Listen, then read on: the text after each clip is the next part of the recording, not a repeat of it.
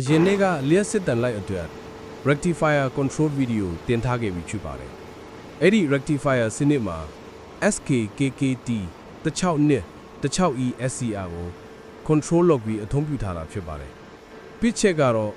operator ကတန်လိုက်ဆွဲအားနည်းလို့ကြည့်ပေးဖို့ဖုံးဆက်လာပါတယ်။ကျွန်တော်တို့စစ်ဆေးကြည့်တဲ့အခါမှာ output DC volt နည်းပြီး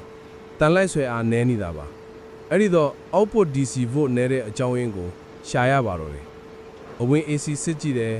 AC fuse တွေစစ်တယ် loose connection စစ်တယ်အားလုံးကို step by step လိုက်စစ်ကြည့်တဲ့အခါ SCR မကောင်းလို့ DC volt နည်းရတယ်ဆိုတဲ့အဖြေကိုရှာတွေ့ပါတယ်။ဒါကြောင့် SCR သုံးလုံးကိုတစ်လုံးချင်းစီဖြုတ်ပြီးစစ်ဆေးမှသာမကောင်းတဲ့ SCR ကိုရှာတွေ့မှာပါ။ SCR တစ်လုံးကောင်းမကောင်းကိုဘယ်လိုသိနိုင်မလဲဆိုရင်ပုံမှန်အသုံးပြုနေတဲ့ set တွေအနေနဲ့ number